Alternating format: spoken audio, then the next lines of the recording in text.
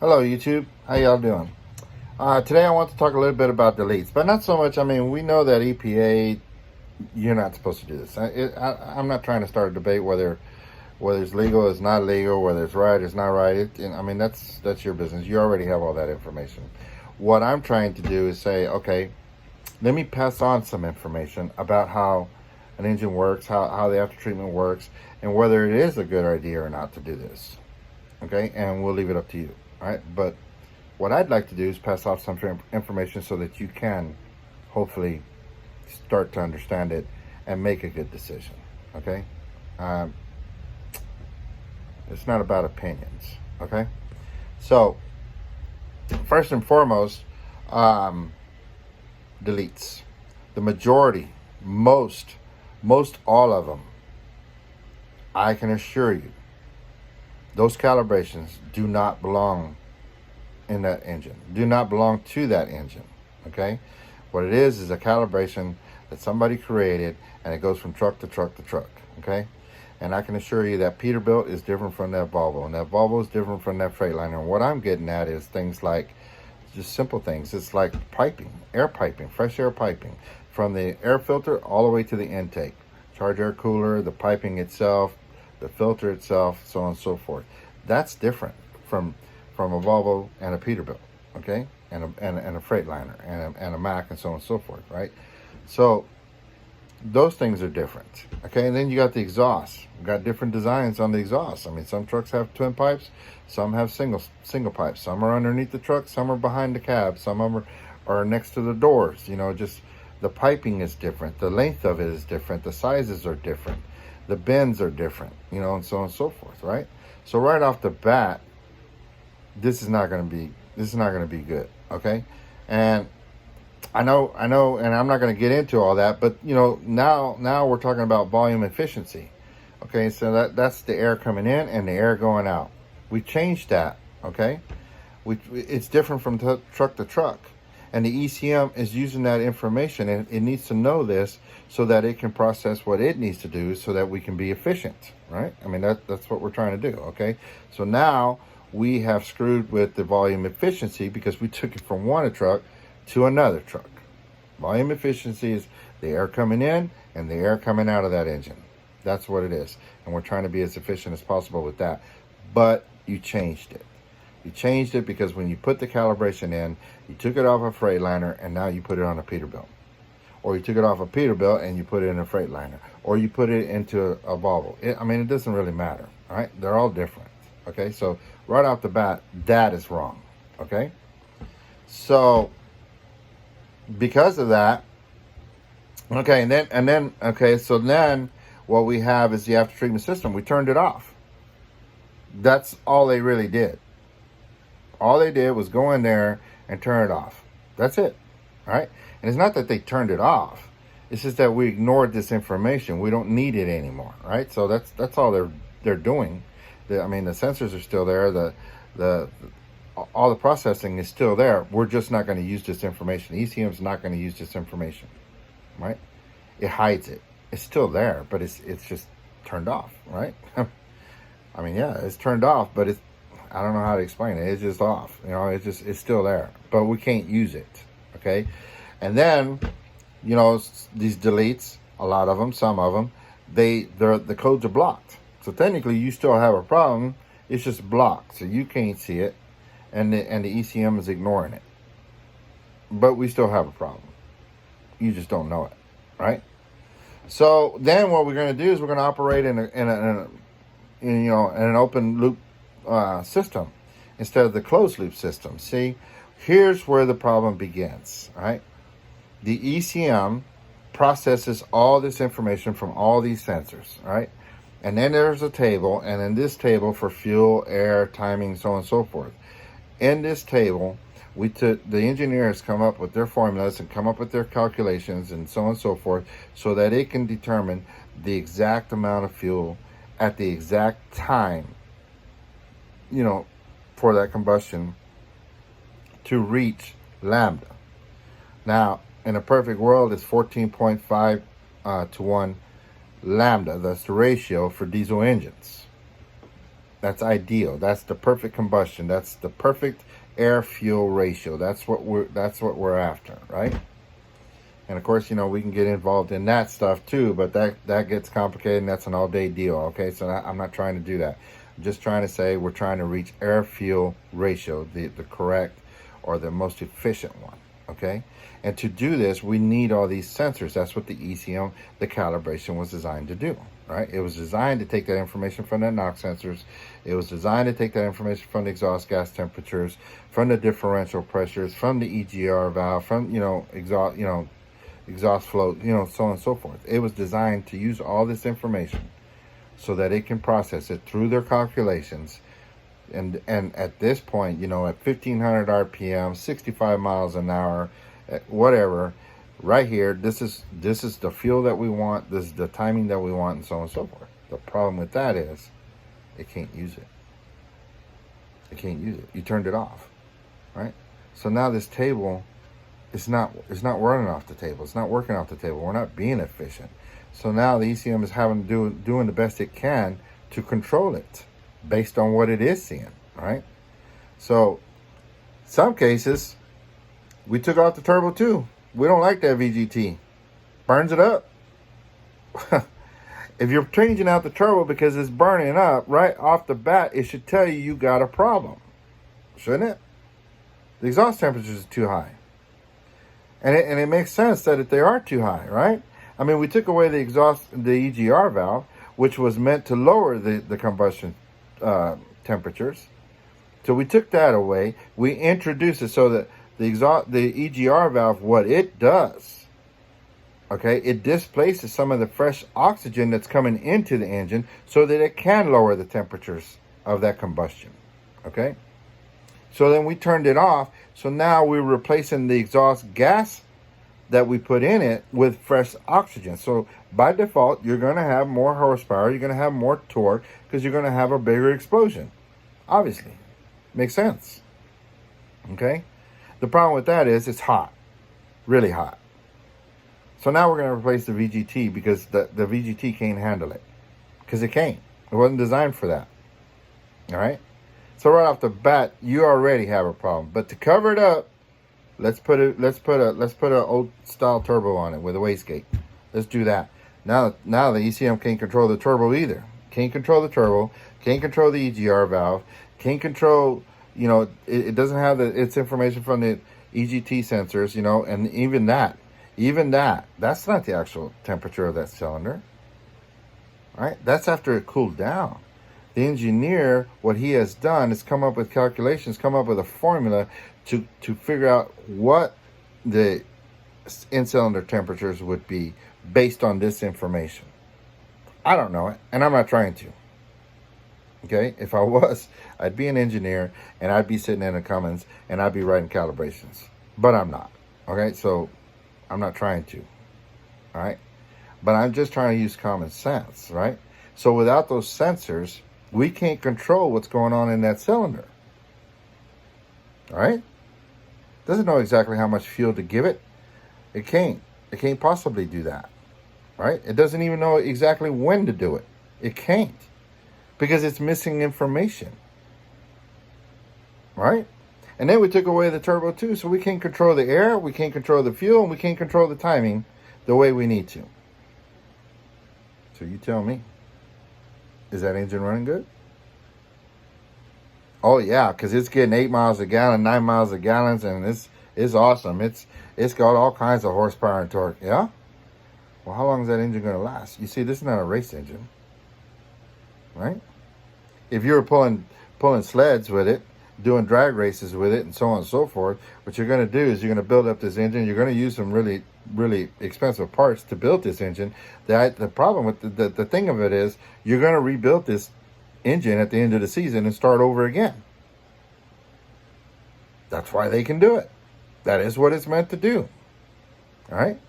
But you're trying to make money with this truck. Are you going to tear down this engine every year so that you can start over again next year? Would that make any sense? All right? This engine wasn't designed to handle all all that stuff that's going on. The heat. I mean, now we're talking about thermodynamics, okay? Volume efficiencies, right? Fluid dynamics. I mean, we start getting into the engineering stuff, right? We started getting into the physics, and we can spend days and days and days trying to teach this. Trying to get you to understand this. This is what's being changed on that delete. This is what you're affecting. And that guy that's doing it in a truck stop with a USB or whatever the hell he's doing with, I mean, you're going to tell me he knows this stuff? Does that even make sense? You trust him? That's an expensive motor. 30 grand, 35 grand. I'll build you a motor. It's going to be right. It's going to be a $30,000 motor, $35,000 motor. You're going to do this once a year? Because it wasn't designed for that. Right? The older engines run in an open loop system. But think about it. The liters were less, right? I mean, you're talking 12.7 liters, right? So, I mean, they got bigger bores, bigger strokes, right? Today. They got that. Because they're making up for the exhaust, for the EGR valve, right? So we're gonna have more compression. We're gonna have higher compressions, right? Okay, but it was all being controlled. But when we did delete, we're not controlling it no more. We're just sending fuel in there. We're just sending air in there. Oh, look at my boost gauge. Shit, I got 45 pounds. I got 50 pounds. Awesome. Yeah. All that pressure's going on top of that piston. Can only handle so much. What do you think is happening to those rod bearings? What do you think is happening to those wrist pins? Why do you think those engines are coming apart? Why do you think they're coming out of the side of block? It wasn't meant for that. Why do you think we're blowing all these head gaskets? It wasn't meant for all that. Right? It's not just the pressure going in. It's the combustion that's happening. The pressure on that combustion. It's got to go somewhere.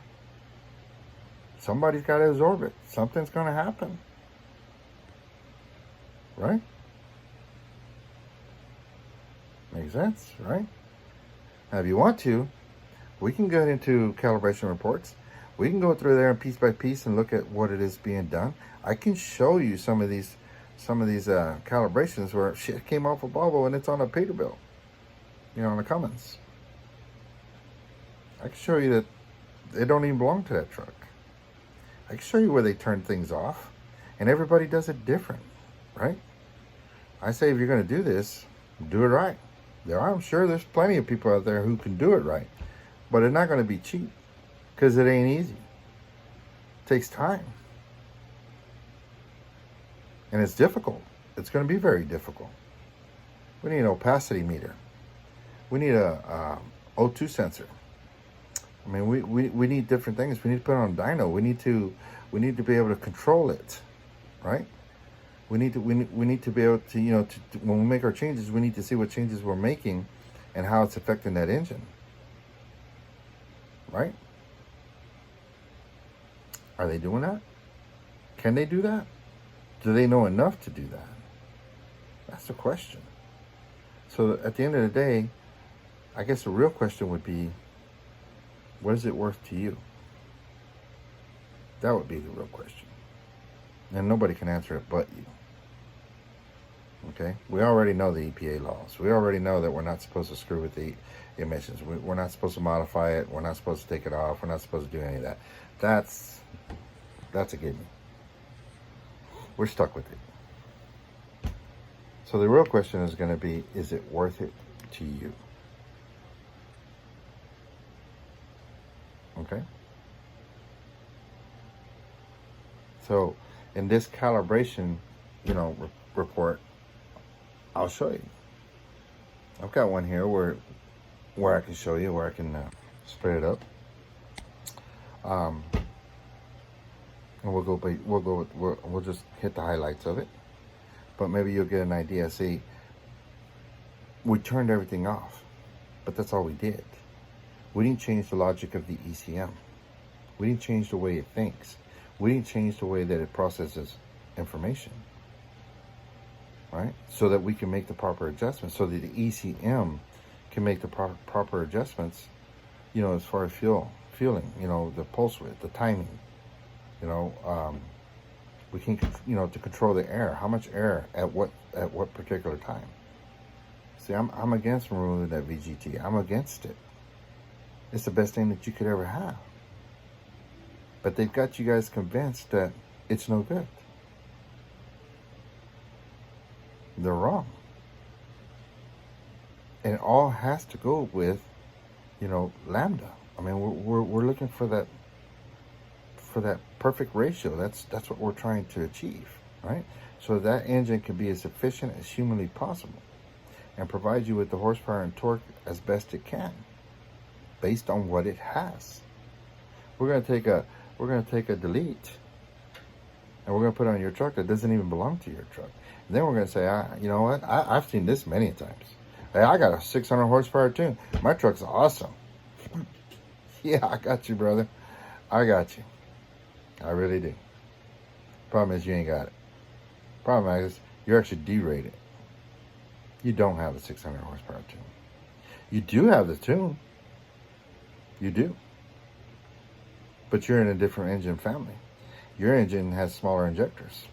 Okay? So in your tune, your original tune, your injectors, let's just say, were supposed to be at, let's just say 4 microseconds. Let's just say.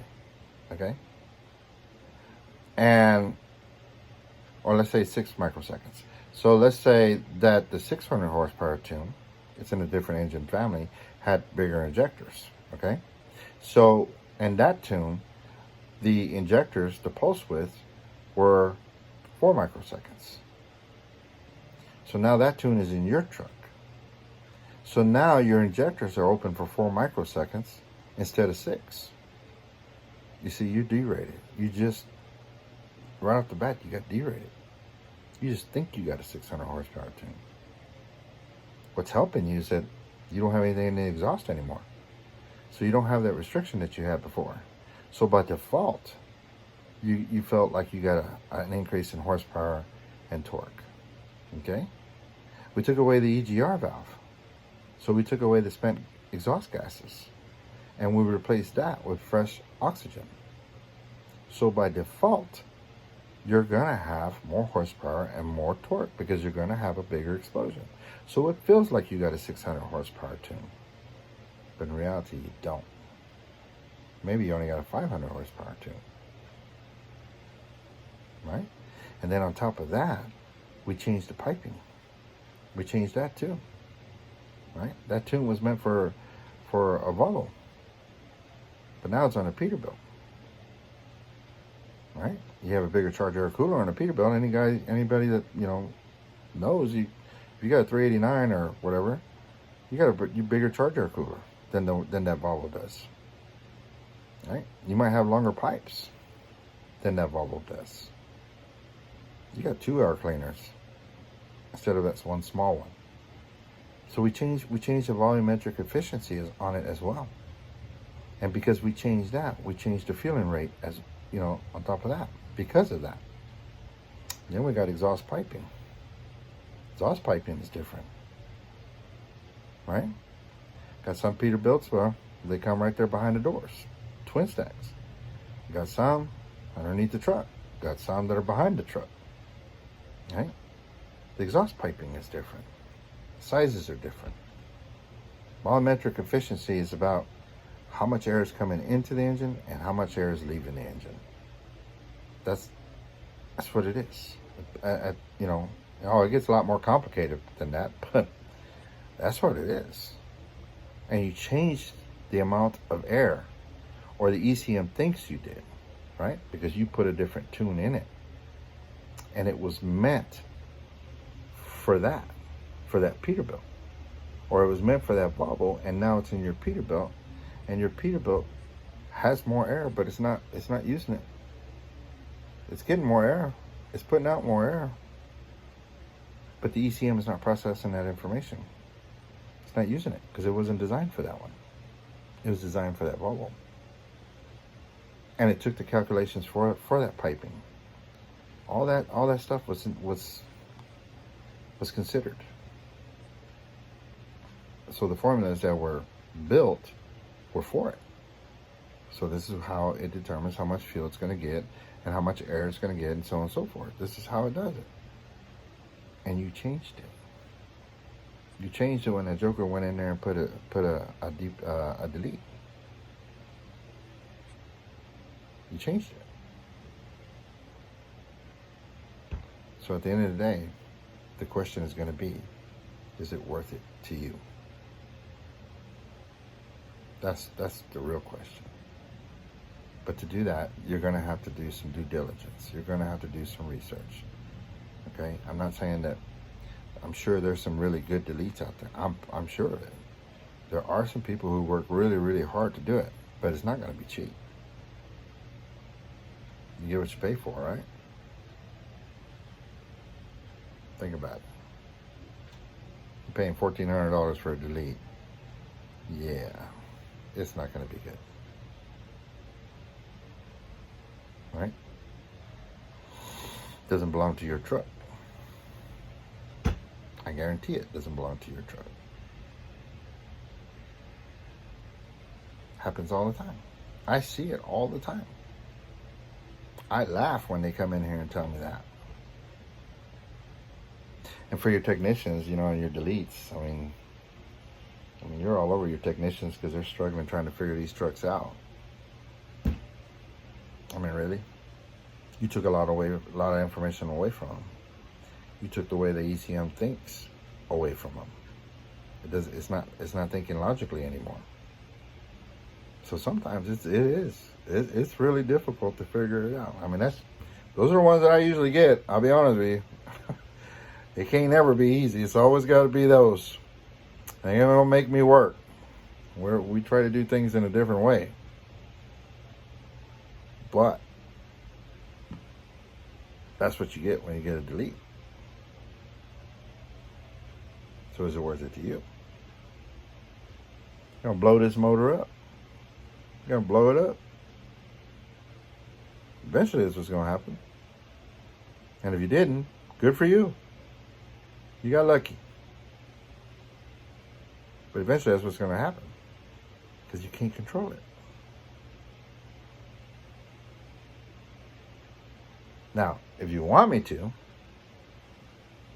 then I can show you some of these calibrations. Just tell me. Let me know that's what you want to do. I'll show you some of these calibrations. We'll do a compare report, and I can show you some of the things they're turning off and some of the things they're turning on. You know, I mean,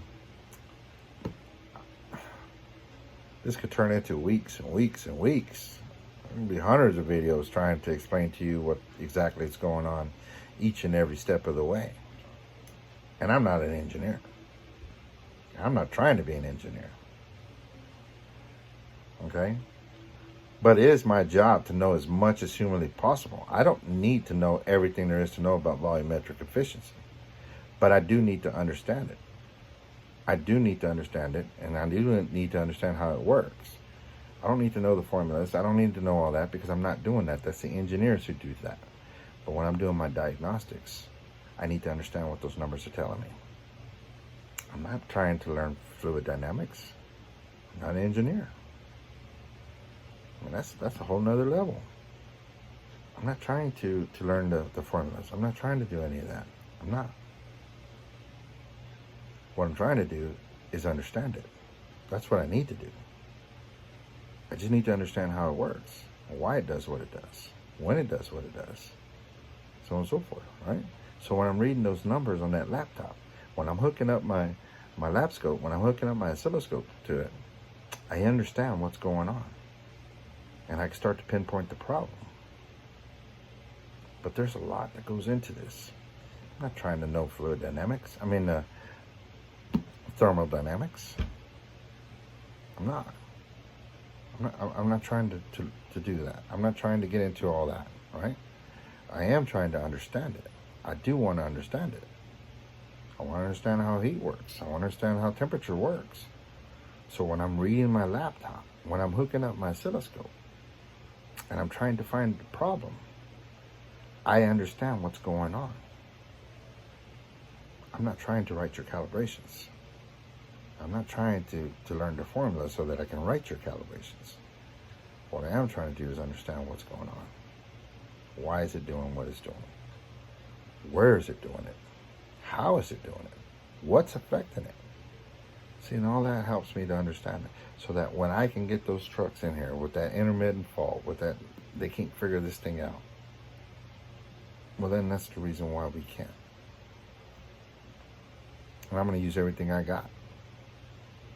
You name it. My laptop, my oscilloscope, thermal imaging guns, you name it. I'm going to pull everything out that I got because it's there somewhere. I just got to find it. But to understand it, I do need to understand what is fluid dynamics, what is thermodynamics, what is volume efficiency, and so on and so forth. I mean, and the list keeps going and going. I don't need to go. I'm not trying to learn how to do the formula so that I can do all these things. I'm not. The engineer already did that for me. What I'm trying to do is understand what those numbers are telling me. What I'm trying to understand is where is it happening? How is it happening? So that I can figure it out, so we can fix our truck. But when you did that delete, you changed a lot of that information. And that's what's going to make it difficult to figure it out. Basic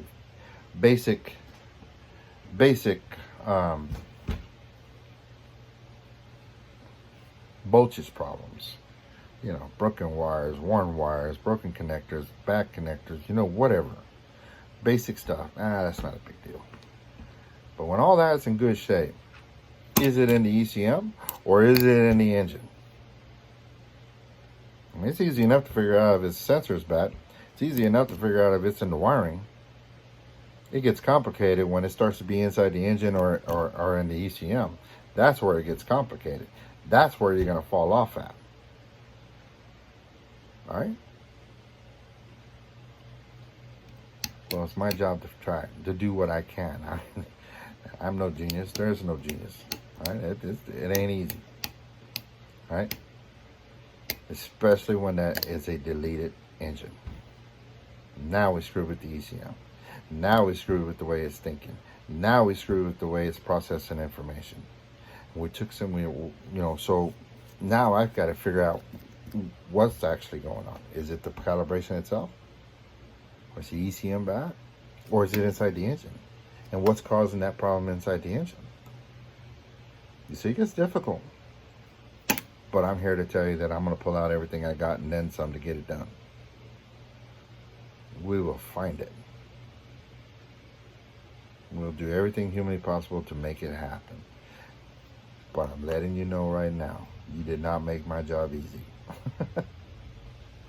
Just did it. Right? With me? So at the end of the day, what it comes down to, is it worth it to you? There's a lot of damages going on inside that engine all day, every day. Only problem is you can't see it. We go back to the early 80s, right? Everybody talking about back in the day, we didn't have all these problems. Yeah, think about it. You drove that engine you drove that car, the truck, whatever, until it quit. There was nothing to tell you that it was going bad. You didn't have any sensors. Call them idiot lights, because by the time that light came on, it already had a problem, right? That's where you want to go? Have at it. But that's where you're at today with that delete. Doing the same thing. Doing the same thing. You have problems, you just don't know it. You turn the shit off, you can't see it. All day, every day. Right? Got a lot of engineers out here. Got a lot of them. All right. Got a lot of engineers out here telling you, oh man, this thing is awesome. Oh yeah, it does an awesome job. Go ahead. More power to you. But when it blows up, don't be crying about it. Gotcha?